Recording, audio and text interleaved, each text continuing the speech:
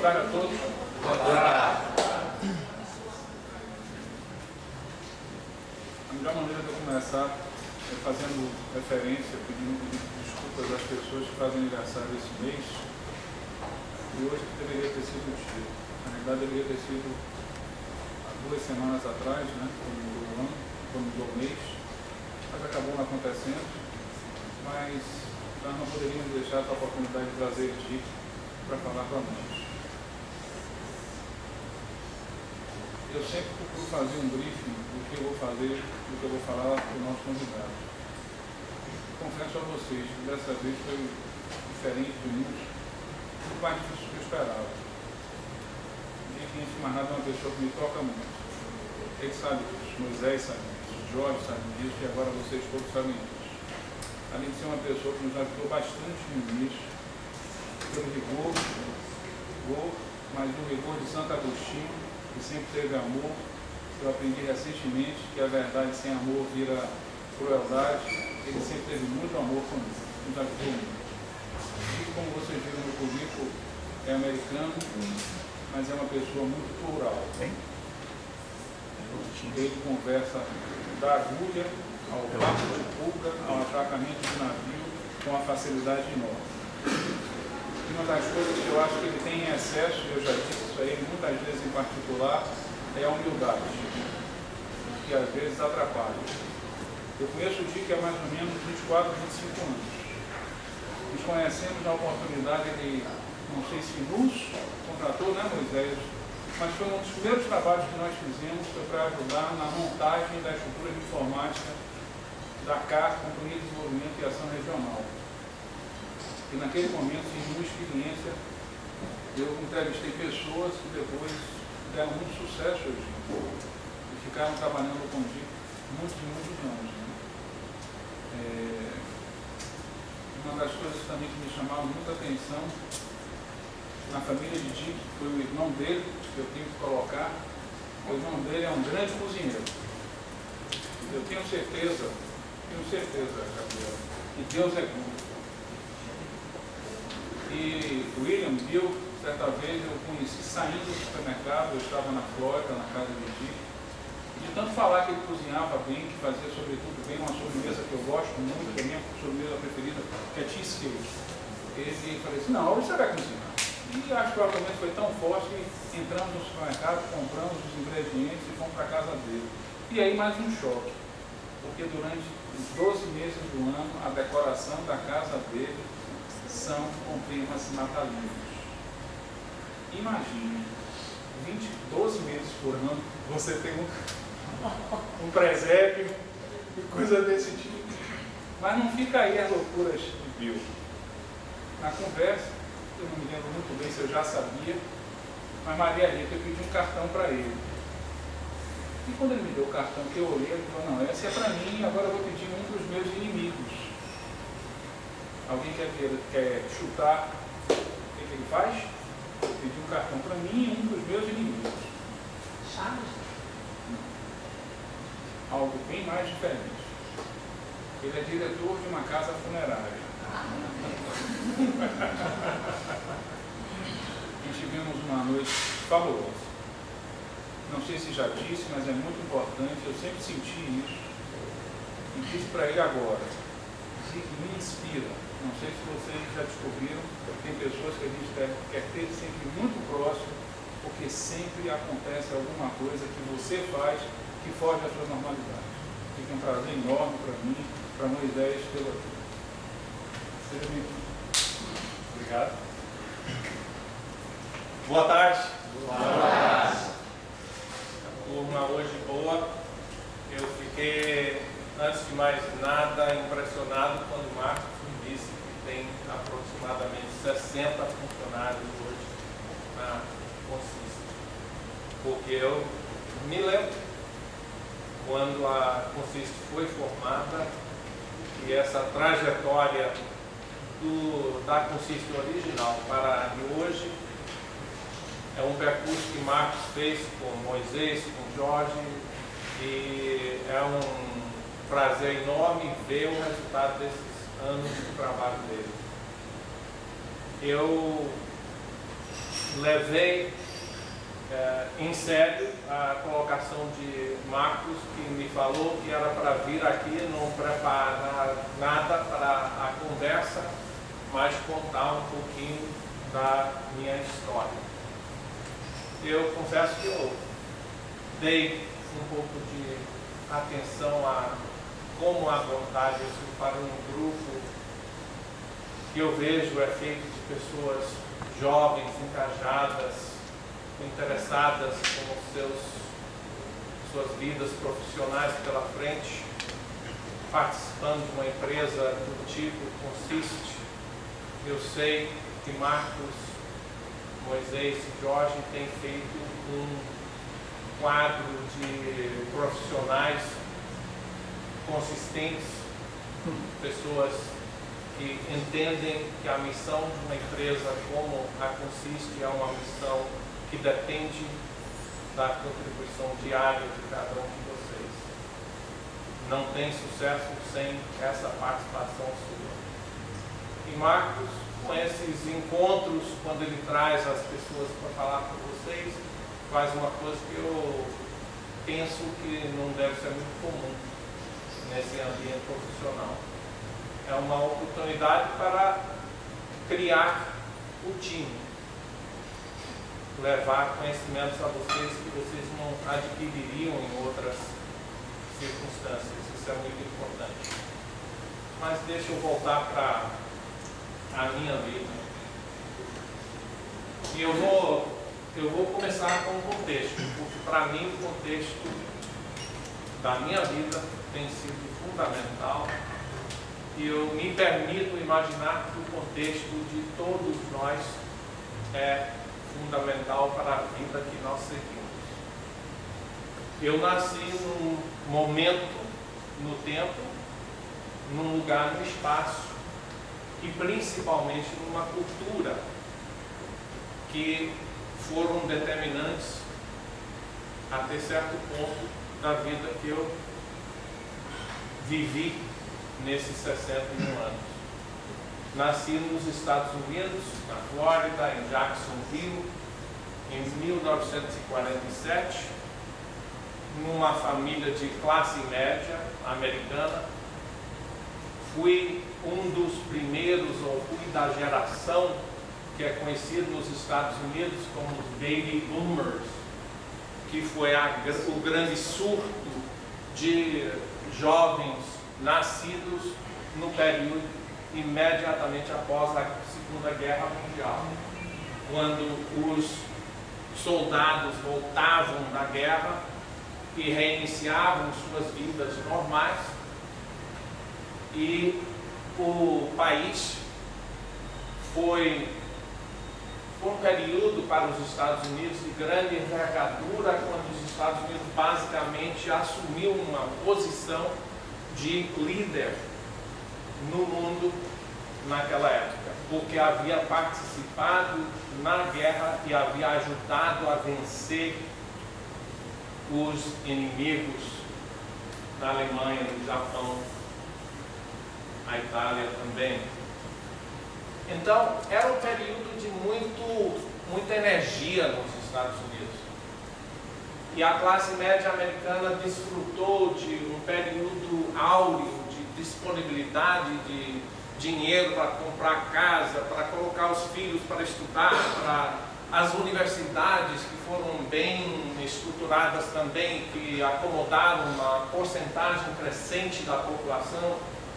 E eu desfrutei de tudo isso porque nasci numa família, numa cultura, num país que tinha os recursos e tinha a possibilidade de oferecer tudo isso. Fui para a escola pública, Mas escola pública nos Estados Unidos é escola de boa qualidade, quase que universalmente, ou pelo menos naquela época. Hoje em dia a gente faz algumas ressalvas, porque nós começamos a ficar um pouco menos na frente em relação ao nível educacional dos Estados Unidos. Mas naquele momento vivia-se realmente um tempo alto, um tempo de muita energia dedicada ao crescimento, havia emprego, capacidade de estudo para todos, ou para boa parte. Então, eu reconheço que hoje eu sou um produto de um período na história dos Estados Unidos que foi um período muito positivo, um período que a influência desse astral positivo nos Estados Unidos foi fundamental também para mim. Eu nasci com muita sorte, geneticamente falando. Meu pai é caçula de uma família de 5. Cada um, meu pai hoje tem 90 anos, em janeiro fará 91. Todos os irmãos já foram, mas todos alcançados 90 e tantos anos. Minha mãe tem 87, o irmão dela ainda vive, tem 92. As probabilidades sugerem que, pelo menos geneticamente, estou bom. Pegar. É? Será que eu faço? Deixa eu pelo menos beber água aqui, aí você passa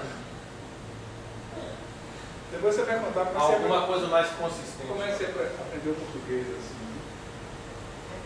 Em algum momento você conta isso aí, que eu não quero também Fará parte. Então, isso tudo para mim faz parte do contexto. Todos nós nascemos com um potencial genético, nascemos também com a oportunidade em termos do lugar, do tempo, das condições, do ambiente no qual somos criados, e nascemos com um fator, outro, que é esse âmago que a gente tem, que é o que é a força vital que nos dirige na vida. Que alguns aproveitam e outros talvez nem tanto, mas que é de suma importância também. E que permite a muitos superar, ter nascido com a genética deficiente ou então com o ambiente deficiente. Eu nasci com muitas coisas a meu favor e eu agradeço até hoje por isso. Fui para a escola pública. Quando chegou a época de escolher meu caminho universitário, tive uma sorte porque não fiz uma escolha consciente. Eu fiz uma escolha que os fatores favoreceram. Eu estava muito em dúvida, mas terminei indo para uma pequena universidade na Flórida, cujo propósito era oferecer uma educação integrada. Não era uma educação especializada. Eu era bom em matemática, queria estudar matemática, me inscrevi para estudar matemática, mas aprendi de tudo, porque o curso básico, o ciclo básico da universidade foi o mais abrangente possível, propositadamente. O intento dessa educação foi criar conhecimento mais amplo e mostrar as ligações entre as diversas áreas do conhecimento acumulado até então pela humanidade. Eu agradeço por ter feito essa escolha. Foi muito bom para mim, porque a partir daí veio a oportunidade de seguir na especialização.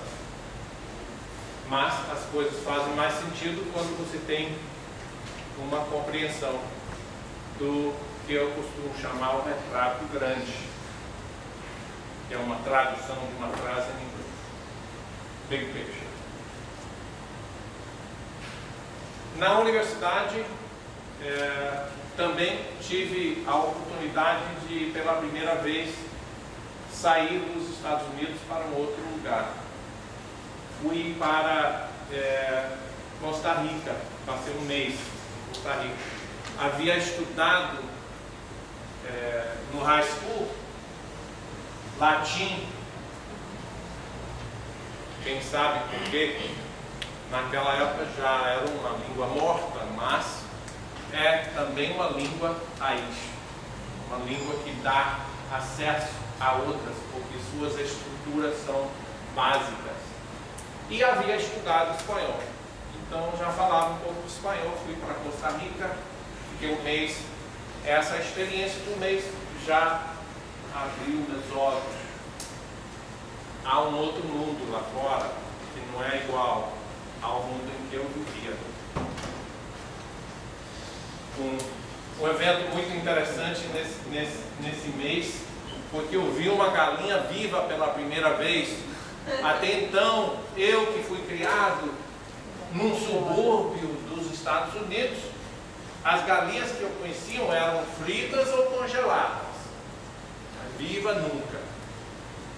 Então, para você ver o tipo de vida que às vezes a gente tem, a falta de exposição do conhecimento, e a gente viaja e tem a oportunidade de conhecer mundos diferentes. Como foi você que me contou, Diego, que antes de viajar para Costa Rica, sua mãe perguntou, você ainda pequeno, onde vinha o leite? Aí você disse, da geladeira. Não me lembro disso. Mas com 61 anos eu me dou o direito de ter alguns neurônios já gastos e estragados por diversos motivos, né? Mas também durante a estadia na universidade resolvi aproveitar aquela primeira experiência no exterior e tirei um ano para passar na Colômbia, em Bogotá. Fui ser professor de inglês numa instituição semelhante ao Aquibeu, daqui. Aí tive a oportunidade de realmente consolidar minha habilidade na língua espanhola e de viver numa outra cultura tempo suficiente para poder compreender. E essa é uma tecla que eu vou voltar algumas vezes durante essa conversa, porque até eu ter a oportunidade de enxergar o mundo com os olhos do Brasil, passei 15 anos aqui, eu não consegui entender o meu país. O que me deu a oportunidade de entender o meu país foi enxergar o mundo e o meu país dos olhos de uma outra cultura. A experiência na Colômbia foi a primeira e despertou em mim e deu essa oportunidade de ver que a gente não pode dizer que tem razão em tudo só porque vive numa cultura que tem certas coisas que são boas. Tem que compreender que há mais de uma maneira de pôr as peças em conjunto para ver se tudo funciona. Pode funcionar melhor de um lado e pior de outro lado, mas cada cultura encontra seu caminho para fazer tudo funcionar. Da experiência na Colômbia, eu voltei, aliás, fiz a minha primeira passagem pelo Brasil. Quando saí de Bogotá, isso foi no ano 1968, eu fui para um lugar no Brasil que eu acredito que poucos de vocês já foram. Uma cidade chamada Benjamin Constant. Quem sabe aonde é que fica? Não. Benjamin Constant, no Alto Rio Solimões,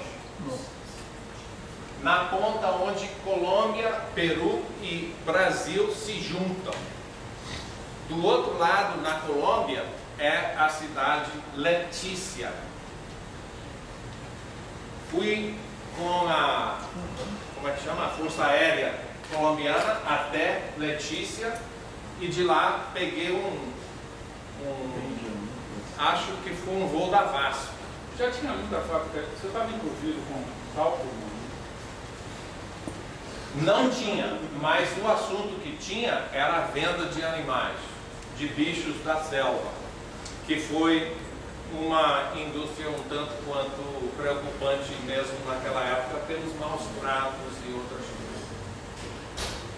Mas eu me lembro como se fosse hoje esse voo de Letícia até Manaus, porque foram coisas assim de 5 horas em cima de um horizonte absolutamente imutável. Árvores e mais árvores e mais árvores. A floresta contínua. Me impressionou estupidamente naquela época. Não conseguia acreditar que houvesse tanta imensidão de floresta naquela parte do mundo. E foi só a metade do caminho até a boca do rio Amazonas, em Belém do Pará. O resto eu fiz o percurso de vapor, de Manaus até Belém. E nesse ano estava já em construção a Belém-Brasília, 68, só que era de chão.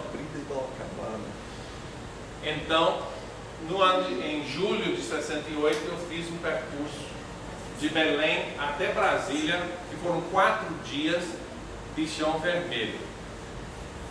E eu falei com o Mauro, com o Marcos um dia, que no primeiro dia, aliás, nas primeiras 2 horas era um calor, o ônibus não tinha ar-condicionado, então as janelas estavam para baixo e a poeira era por todos os lados. Minha camisa branca estragou na primeira hora de viagem, toda coberta de barro vermelho. Eu usei essa camisa durante os 4 dias para não estragar a outra. Vocês podem imaginar como eu cheguei a Brasília, né? Foi promovido andando. Pois é, e merecia. O Dick, sim. Quando nós encontrávamos uma mulher muito alta aqui, a gente chamava ela de Belém Brasília. Belém Brasília. Porque era comprida e mal acabada. Alto e feio, né? Alto e feio. Por favor. Mas eu conheci Brasília nessa época também. Brasília era uma cidade também bastante inacabada naquele tempo. Ainda fui para o Rio e, francamente, eu fiquei enamorado do Rio de Janeiro. Foi a primeira cidade que eu estive em minha vida que me despertou a consciência de que espaço e lugar são importantes em nossas vidas. Porque é uma cidade que você entrava e eu sentia a pulsação daquela cidade. Eu, um americano, assim, meio desconectado do mundo, mas eu cheguei no Rio de Janeiro e eu senti, o asfalto pulsava para mim. A música, o colorido, a comida. O Rio de Janeiro realmente me atingiu de uma maneira muito grande. E, nesse entanto, a língua portuguesa também começava a entrar na minha convivência. Essa passagem pelo Brasil. Que ano foi isso? 68. Essa passagem pelo Brasil, naquele momento. 68 era repressão violenta.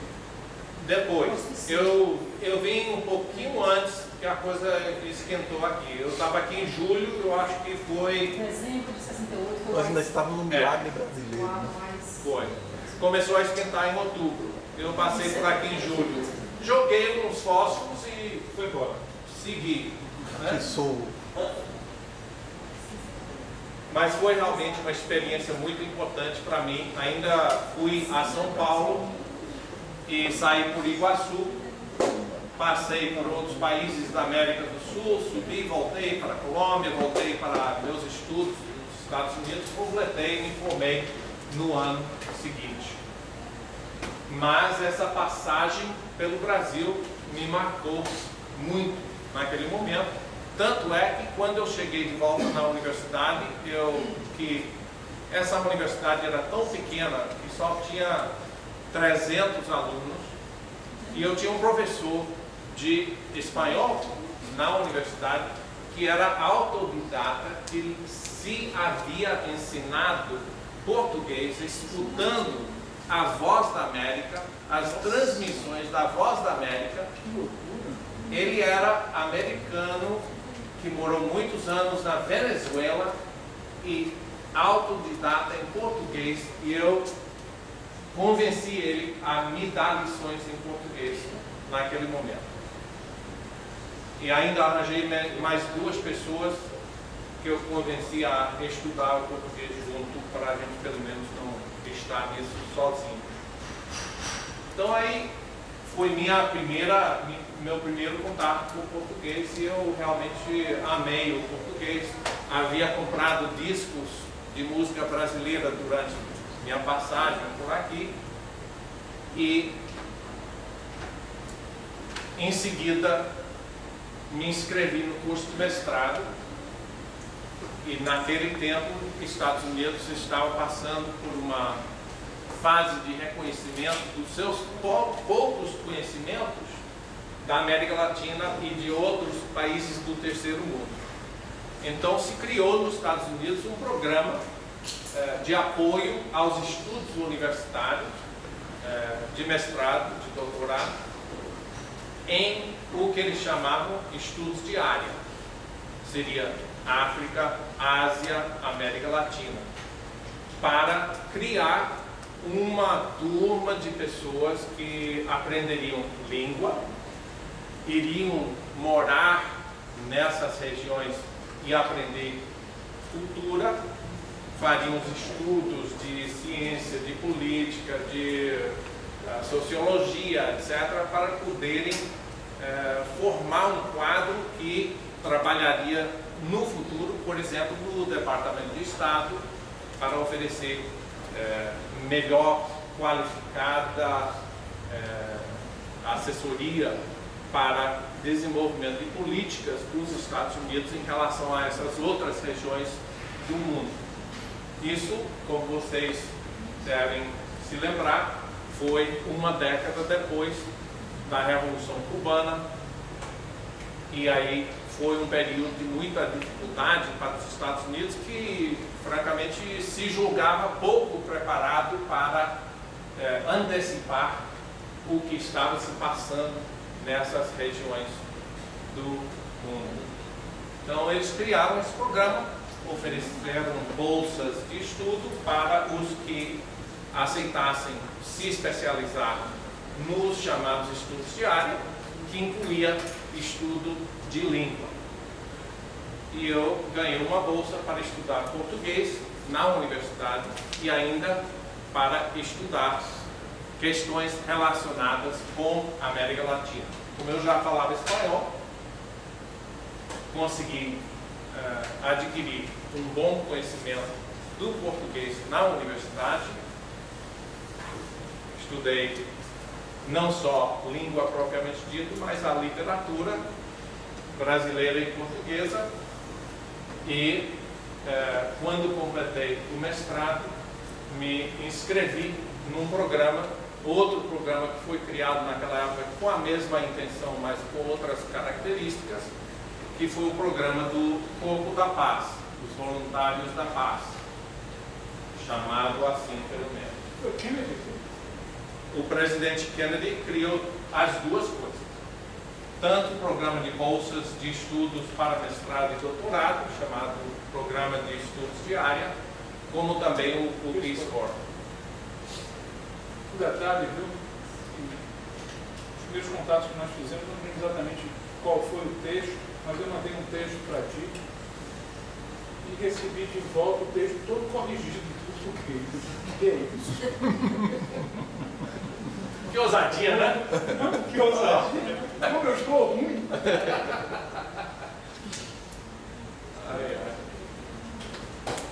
Pois é. Mas aí então, eu fiz esse curso e completei, entrei no Peace Corps e eu pedi para vir para o Brasil, porque era o país que eu queria vir. E ainda tinha Peace Corps no Brasil naquela época, já não tem mais. Mas eles me convidaram para um programa na Guatemala. E naquela época, eles haviam tido algumas experiências difíceis com as pessoas que entravam no Peace Corps. Eles davam treinamento um pouco nos Estados Unidos, depois levava, colocava dentro do país, treinava mais um pouco, e depois colocava no trabalho, mas não tinha realmente a oportunidade de analisar se a pessoa ia dar certo ou não, se tinha condição de viver num outro país, numa outra cultura, em condições muitas vezes difíceis. E aí eles começaram a fazer esses encontros lá nos Estados Unidos, antes da pessoa seguir para o país de destino. E eu fui para esse encontro e convenci o pessoal que Guatemala não era o lugar certo para mim. Me canalizaram para o escritório do Peace Corps em Washington. Eu fui lá e conversei com o rapaz e ele disse: nunca tivemos ninguém que quisesse ir para o Brasil que já falasse português.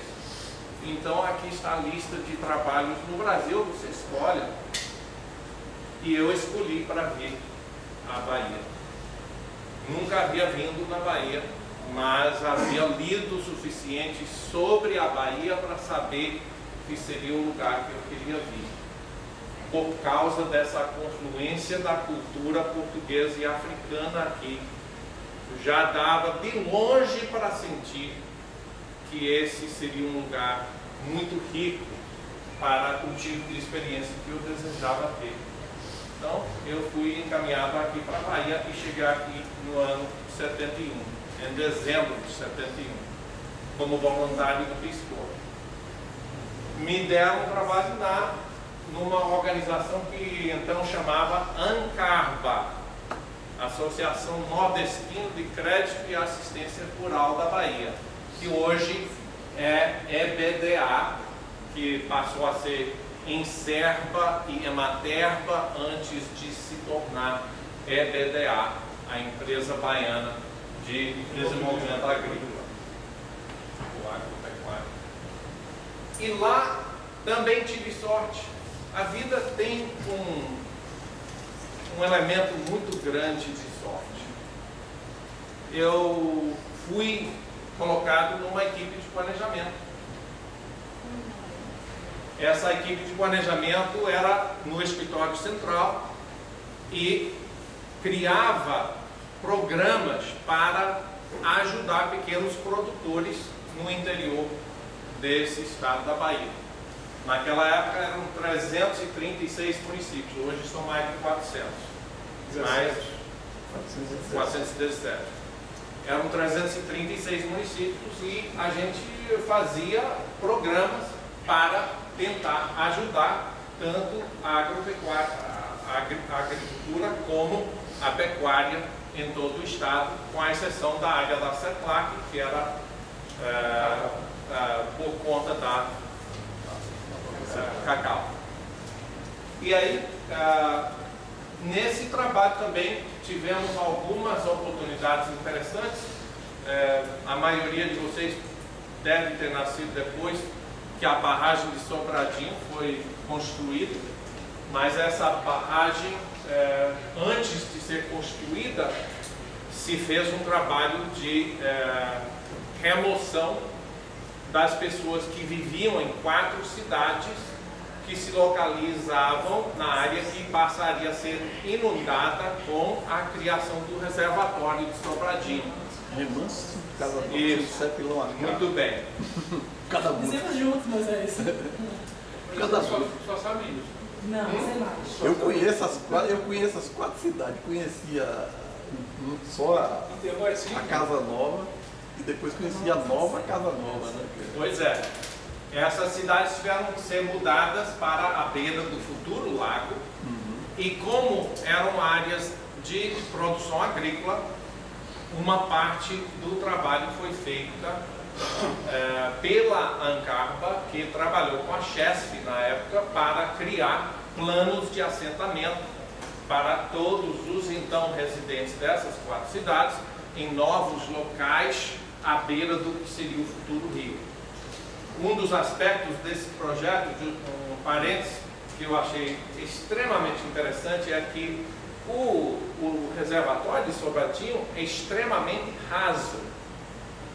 E quando o nível da água sobe e desce, o deslocamento horizontal da beira do rio, pelo menos naqueles tempos iniciais, eu não sei como é hoje, mas naqueles tempos, diziam que o deslocamento da beira do reservatório poderia alcançar até 10 quilômetros.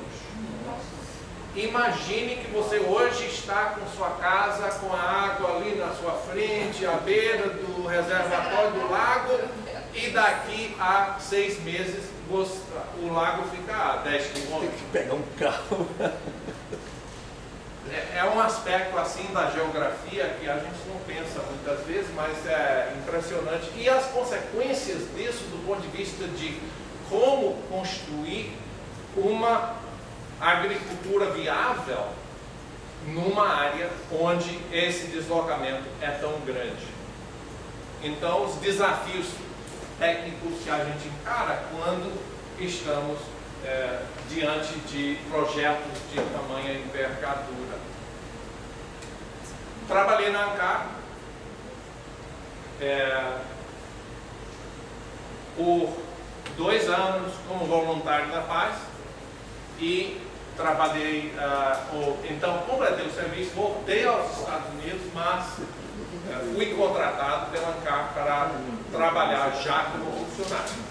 Porque os voluntários eram colocados à disposição da organização sem obrigações para essa organização. Quando eu voltei contratado, fiquei 1 ano e meio, depois me inscrevi no doutorado em economia na Universidade da Califórnia e fui fazer esses estudos adicionais.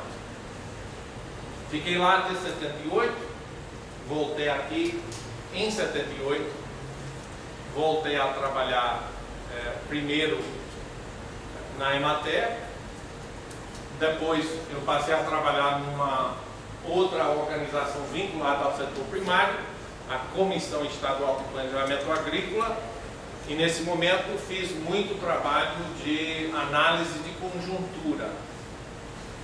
Uma das obrigações dessa organização era dar informações para o Ministério da Agricultura a respeito das lavouras em todo o estado da Bahia. Então a gente tinha uma equipe que viajava para o interior, colhia informações a respeito das áreas plantadas e a condição dos rendimentos. Todos os estados do Brasil não era, aqui chamava CEPA, e a gente articulava com uma divisão do Ministério da Agricultura em Brasília, onde essas informações eram agregadas. O Banco do Nordeste era um dos agentes financeiros para a agricultura, mas esse trabalho era basicamente do Ministério da Agricultura. E durante esse tempo, aprendi muito a respeito da utilização de informações. Realmente comecei a me preocupar mais com como você pegar informação em dados primários e utilizar essa informação para criar conhecimento. E como fazer isso num prazo útil? Porque é óbvio que se o Ministério da Agricultura iria querer intervir nas políticas do setor de forma oportuna quando havia uma possível escassez na produção de um produto particular, teria de fazer isso em cima de informações reais, vindas do campo, que permitiria então tomar decisões, incentivar ou criar estruturas que viabilizariam uma resposta adequada caso fosse uma matéria-prima para uma indústria ou um produto de consumo do povo brasileiro. Se iria faltar feijão, então vamos tomar as providências para ou estimular a produção em algum outro lugar em tempo para cobrir essa escassez, ou então iniciar as políticas necessárias para importar o produto. Então, a importância de você pegar a informação bruta em tempo hábil e transformar essa informação em uma coisa que possa apoiar uma tomada de decisão ou até mesmo traçar uma política mais de médio e longo prazo. Passei a trabalhar então na CAR, depois da CEPA. A CAR, como o Marcos falou, Companhia de Desenvolvimento e Ação Regional. Naquela época se conversava com o BIRD, o Banco Interamericano de Reconstrução e Desenvolvimento, e o BID, desculpe, é o Banco Internacional. O BIRD é o World Bank, o Banco Mundial, e o BID também, que era o Banco Interamericano. E eles financiaram projetos de pequenos produtores, de apoio a pequenos produtores no Brasil, e a Bahia recebeu alguns financiamentos naquela época. Nós fizemos uma série de trabalhos para preparar os documentos que iriam fundamentar os empréstimos que foram feitos para o Brasil naquela época. Mais uma vez trabalhando com informações, agora já visando um trabalho mais de médio e longo prazo. Nos anos 80, o Brasil começou a viver um período de inflação acelerada. E essa inflação acelerada foi acompanhada de um pouco de, digamos assim, diminuição no valor real dos salários dos seus funcionários públicos. E eu, que tinha passado àquela altura 15 anos acumulado aqui no Brasil, havia conhecido uma baiana, descobri o que a baiana tem, e com isso 2 filhinhos apareceram. Foi obra de inspiração, como o Marcos diz. Não, aí é conspiração. Transpiração. Guma e Itamar, meus pais. Aliás, essa é uma forma de mostrar o seu amor à Bahia. Eu não conheço, exceto o livro, outro Guma. Bem, você sabe que teve um na novela há pouco tempo atrás, alguns anos atrás. Como é que chamava a novela? Pescador, né? Foi de Canadeiras, pouco similar. Isso.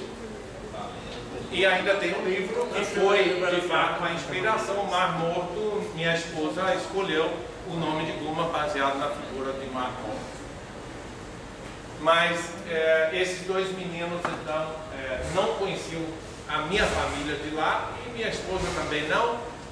Então julguei que quando chegamos ao ponto de que a inflação era corrigida, o salário era corrigido mensalmente, e a gente saía correndo no dia que recebia o salário para gastar, porque se você esperasse mais um dia, diminuía em valor aproximadamente 5%, então só podia fazer as compras do mês no dia que o dinheiro fosse depositado na sua conta. Aí eu achei que realmente estava chegando ao ponto que era a boa hora de passar um tempo com a minha família. Nesse dia nós estávamos, me lembro muito bem, nós estávamos bem próximos da casa, o Dick virou para mim e falou assim: Marcos, eu tenho que ir para os Estados Unidos, porque eu tenho necessidade de saber quanto é que eu vou estar ganhando daqui a 4 anos. Imagina, com essa inflação de Dick, você tem que ir embora mesmo. Mas foi uma confluência de fatores. Mas você disse uma coisa a mais, não sei se você lembra, nós conversamos sobre isso agora, ele disse uma coisa muito interessante: é chegado o momento que meus filhos e meus pais crescer com o convívio do outro. Importante. Isso de saber de onde que era. Mas é claro, e a minha esposa também, porque a vivência que nós tivemos foi sempre aqui. Ela me conheceu no ambiente dela. Eu sou outra pessoa no ambiente do qual eu saí. E cada um de nós, mais ou menos nessas medidas, somos diferentes quando mudamos de ambiente. Interessante.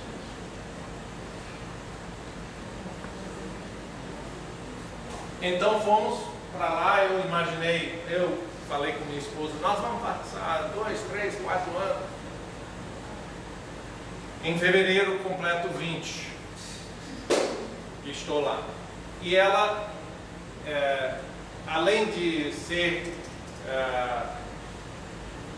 peixe pela astrologia, está um peixe fora d'água.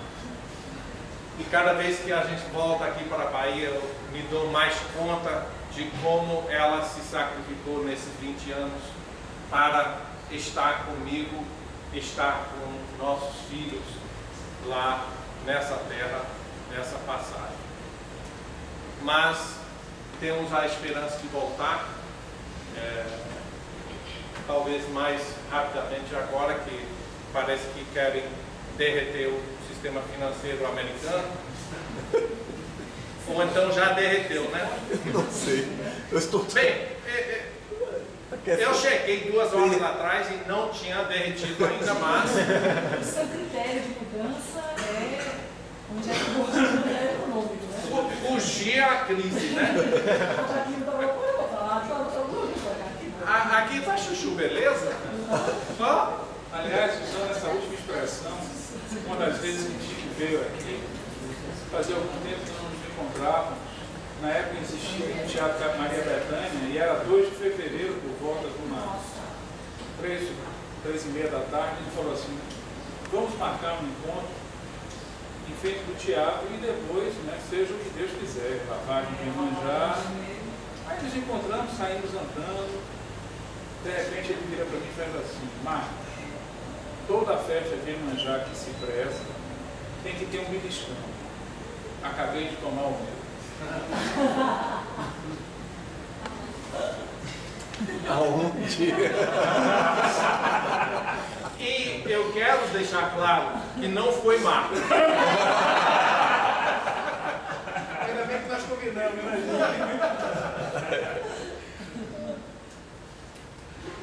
Mas aí realmente eu passei esses 20 anos nos Estados Unidos, mas nunca desvinculado aqui, a baiana lá falando sempre das coisas boas. Pois é, I wanna go back to Bahia.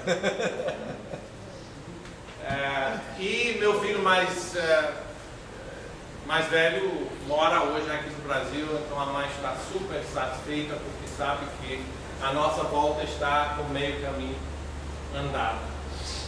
Dick, deixa eu te interromper mais uma vez. Eu falei para vocês no início que Dick me ensinou muitas coisas e continua me ensinando.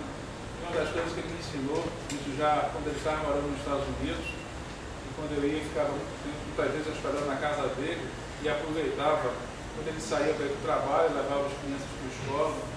E naquele momento ele me ensinou uma coisa: quando ele ia deixar os filhos, ele abaixava para falar com eles, para olhar nos olhos. Certa vez, muito tempo depois, a empresa que ele trabalha ainda hoje tinha mudado, e ele não sei nem se lembra disso. Nós estávamos saindo assim do banheiro e tinha alguns papéis, toalhas espalhadas assim em cima, que eventualmente você usa e não acerta. e ele passou a mão assim com a toalha que ele tinha acabado de usar, juntou tudo e botou na cesta do lixo. Eu fiquei olhando aquilo ali. Pois é. A gente continua fazendo o que é necessário para criar uma qualidade de vida em nossa volta. Se os outros não fazem, não tem problema, eu faço. Eu acho que a gente briga muito para alcançar um nível de colaboração entre as pessoas. E eu queria completar a minha conversa com duas observações. Uma é, voltando a essa questão de cultura. Eu não tive nenhuma concepção do que seria viver em outro país. E eu acredito que a maioria das pessoas do país onde eu nasci hoje não tenha essa visão de que você morar em outra cultura significa você adotar certos valores e entender a maneira como essas coisas funcionam. Todos nós somos produtos desse momento no tempo, ou o período no tempo. Não nascemos em 1800, então tivemos acesso a quê? A telefones celulares, a computadores. Eles não tiveram. Cada um de nós nasce e vive um momento no tempo, e esse momento nos oferece oportunidades. Em alguns casos, nós vamos fazer essas oportunidades.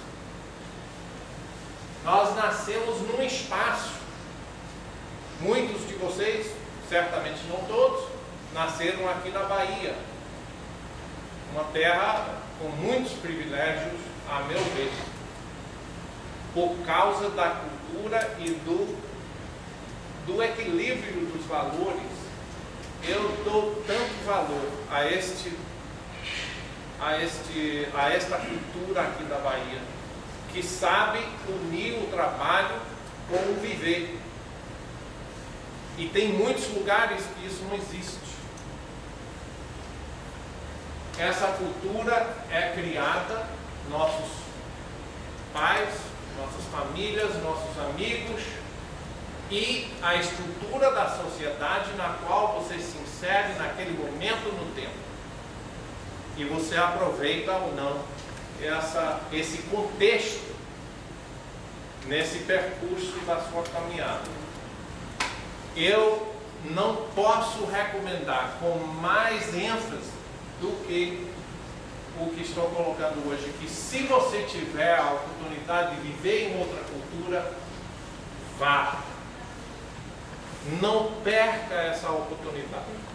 E fique tempo suficiente para você poder entender a lógica interna daquela cultura, como funciona, por que fazem do jeito que fazem, com tudo que é bom e ruim, entenda tudo, porque a ótica dessa outra cultura dará um rendimento maravilhoso quando você voltar para a sua cultura, para você poder apreciar o que há de bom e o que precisa ser melhorado na sua cultura.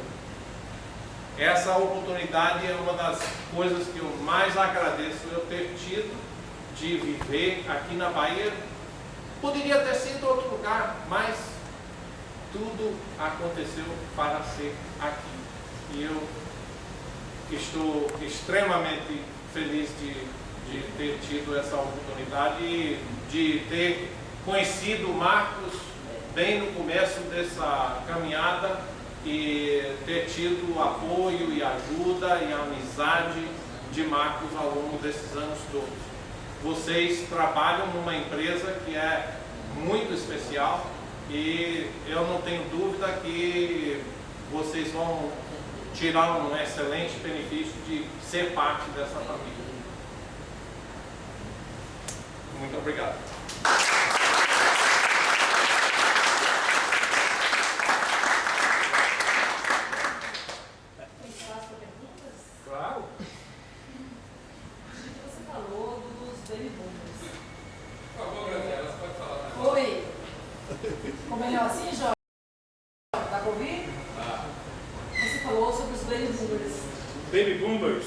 os baby boomers hoje são os grandes líderes, né, pela idade que têm e a ascendência natural que tiveram as empresas. Hoje são os CEOs, os administradores, os grandes executivos, são as pessoas que estão no topo da pirâmide. Só para ter certeza, Graciela, eu te interrompi. Quem não sabe o que é baby boomers, levanta a mão. Explica, Graciela. Explico. Baby boomers são aqueles que nasceram num período de aproximadamente 15 a 20 anos, imediatamente depois da conclusão da Segunda Guerra Mundial.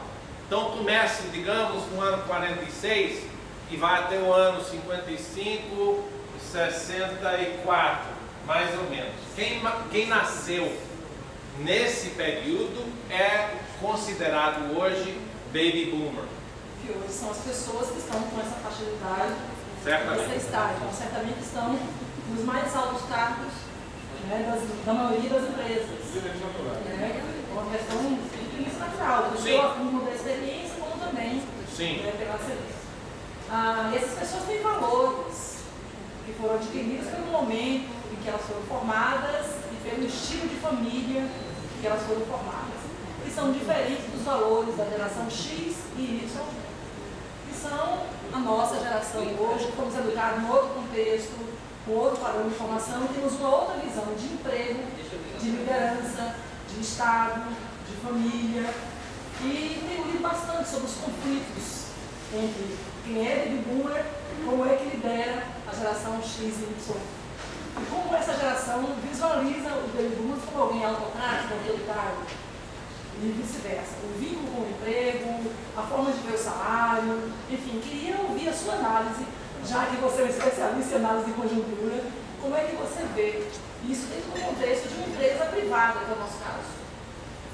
Eu falei muito pouco sobre o meu trabalho nos Estados Unidos nesses 20 anos, mas eu trabalho ainda com uma organização que é responsável por planejamento estratégico no sul da Flórida. Nosso planejamento é junto aos governos locais, que a nossa estrutura de lá são municípios e condados. Condado é uma espécie de super município, e são 71 municípios e 3 condados. E nós trabalhamos com esses governos municipais e de condado para enxergar 20 anos na frente o que poderá haver. Repete, enxergar o quê? 20 anos na frente. Hoje, apenas um exemplo, e abrindo mais um parênteses, a Odebrecht é o que é, e tem hoje gente fazendo orçamento, viabilizando obras, buscando dinheiro em bancos mundiais para obras que ocorrerão daqui a 5, 10, 15, 30 anos. E o nosso trabalho é de antecipar os efeitos das mudanças demográficas e a proteção do meio ambiente, a estrutura da economia, o que vai ser daqui a 20 anos, como é que a gente vai construir a infraestrutura necessária, como é que vamos arranjar água para abastecer uma população que vai crescer tanto nos próximos 20 anos, enfim. É o trabalho que nós fazemos e é um trabalho apenas de preparar estudos e de tentar convencer os governos locais a tomarem as providências de retalho, porque o nosso trabalho é a visão e tentar constatar o cenário mais provável para daqui a 20 anos. Eles têm que construir as estradas, construir as usinas de água, enfim, fazer a parte de retalho para assegurar que está tudo sendo atendido. Para responder à sua pergunta, então, essa briga entre os baby boomers e as gerações que seguem, efetivamente estamos prevendo nos Estados Unidos um período em que o crescimento demográfico não vai se sustentar por si só. Só temos um saldo positivo no crescimento demográfico dos Estados Unidos por causa da imigração. Então, a nossa briga é menos entre os baby boomers e as gerações que seguem e muito mais entre os que residem lá e os que estão chegando de fora. Inclusive uma certa cota dos seus amigos e familiares, porque a comunidade brasileira no sul da Flórida é grande. Pela primeira vez na história do Brasil, inclusive, esses 20 anos de imigração brasileira é uma coisa inédita, que nunca existiu e que hoje existe. Mas, com tudo isso, a verdade é que os baby boomers estão efetivamente ainda estabelecendo a maioria dos padrões, seja de consumo. Isso, para vocês que não estavam familiarizados com isso, a razão por que se tem esse nome é porque foi um surto demográfico. Então, se você olhar o gráfico dos nascimentos, você tem um morro elevado, que foram esses nascidos nesse período de 20 anos, seguido por uma descida assim tremenda. Então, você tem uma escassez de pessoas vindo nessa geração que vem logo depois dos baby boomers. Então você tem um gap muito grande entre essa turma que está passando por aí e definindo todos os padrões de consumo e estilo de vida, qualidade de vida nos Estados Unidos, e essa outra geração que vem, a segunda depois, que agora vai começar a assumir um papel mais relevante em termos de dirigir empresas e dirigir a estrutura da economia. Deixa eu fazer um comentário, porque foi tão sutil que eu não sei se todo mundo percebeu. Ele trabalha num órgão que tem a missão de ter a visão de como ficará as coisas, mas que não tem a força da lei. Ok? Importante isso. Segundo, não sei se você tem de cabeça, mas diz respeito a esse último comentário que você fez. Qual é a percentagem de hispânicos, orientais, negros, brancos hoje na população americana? A proporção aproximadamente é a seguinte: um pouco mais de 50%, e a gente usa as seguintes categorias, que são as que usamos, eu vou justificar para vocês.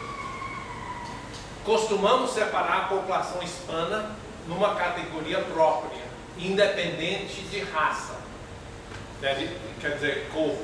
Né? E aí estamos chamados brasileiros incluídos? Não. Não? Os brasileiros, com toda razão, se recusam a ser classificados como hispanos, apesar da população muitas vezes confundir e achar. Mas os brasileiros, corretamente, não se classificam como hispanos.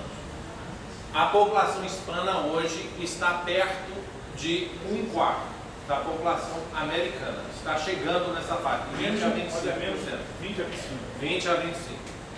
A população preta, que não inclui ninguém hispano, apesar de ter pessoas pretas na população hispana, a população preta nos Estados Unidos está na faixa de 12 a 15%.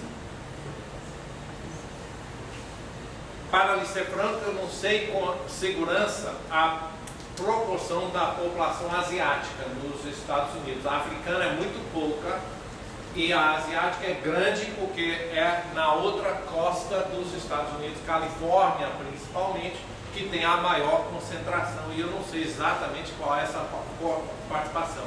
Mas a branca não hispana representa na faixa de 52 a 55% hoje. E está previsto, só para completar o raciocínio, está previsto que essa população branca não hispana passará a ser minoria absoluta da população americana dentro dos próximos 10 anos. Importante essa informação. A população hispana na nossa região, os 3 condados onde eu faço o meu trabalho, já passa dos 35%. A população preta passa dos 15%. A população branca não hispana já é minoria. Tem alguns anos que é minoria. Uma curiosidade também que eu quase esqueci, uma das grandes oportunidades que tivemos, como consiste, ocorreu também por causa de ti, foi um trabalho que nós realizamos pela República Democrática de Santo Tomé e Príncipe através da USAID. Mais alguma pergunta para nós encerrar? Só tem um aqui. Você passou aqui trabalhando nesse órgão de planejamento, ou seja, visa como é que vai ficar o futuro. Quais são os planejamentos para esse período agora após o governo? Quando vai ter essa caída no gráfico e o que é que vocês estão pensando? Não, isso foi antes, eu acho que você está falando do Baby Boom? Sim. Não, mas a pergunta é daqui a uns 15 anos, vai ter, a população vai baixar um bocado, vai aumentar e vai incentivar a imigração. O que vai haver é uma distribuição diferente das faixas etárias da população. Porque se você pensar, essa geração que ela se referiu, a XY, é uma geração que já está nos 30, digamos. Porque eu estou na frente da geração dos baby boomers. Eu nasci em 47, bem no começo, e estou com 61 anos. Então, as pessoas que são 20 anos atrás de mim têm hoje 40 anos. Então, você tem um período, esse é o fim, digamos, dos baby boomers. Então, quem está na faixa de 30 a 40 representa uma menor presença em termos de números, não é? E é uma curva gradual, não é brusca, não é? Mas aí, seguindo, você tem o pessoal na faixa de 20 que está já chegando. Então, os baby boomers não vão cair mortos amanhã. E com o nosso sistema de previdência nos Estados Unidos, que com a crise, que horas são? Com o derretimento financeiro, eu tenho certeza que eles estarão trabalhando por mais 30 anos, até chegar aos 90. Não é? Então vai levar um pouquinho de tempo para abrir espaço para essa outra geração que vem depois. E eu estou brincando um pouco, mas a sua pergunta é bastante interessante. Na realidade, é através da imigração que estamos completando o quadro populacional dos Estados Unidos, porque se não fosse a imigração, nós estaríamos, como a Europa, com a taxa de crescimento demográfico negativa. Ou seja, não nasce gente suficiente para substituir os que estão morrendo. Esse é o caso na Europa. No nosso caso, ainda estamos conseguindo ficar com um crescimento positivo, mas quem sabe como será se a nossa política de imigração, que tem endurecido bastante, de uns 2 ou 3 anos para cá, se isso continuar, podemos ver uma reversão nesse processo e começar a viver essa realidade de um decréscimo na população. Se os Estados Unidos arranjar mais uma guerra mundial, Britney Spears vai ser presidente. Ana Montana. Eu espero não ter que votar. Deixa eu fazer uma pergunta, aproveitando esse conceito do Baby Boomer, do qual eu faço parte.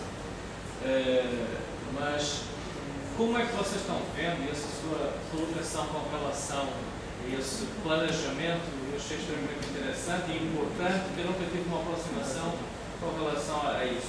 A questão educacional que levou à formação dos Baby Boomers, que foi com conceitos completamente diferentes, ou enfim, na sua maioria muito diferentes dos conceitos atuais, criou uma série de líderes, criou uma série de pessoas que tiveram a capacidade de transformar o mundo e hoje nós vemos no dia a dia uma reversão desses valores e uma deterioração até desses valores, com novos conceitos sendo introduzidos, o que vai produzir resultados diferentes. Como é que vocês veem essa questão? Como é que estão planejando a observação dessa questão?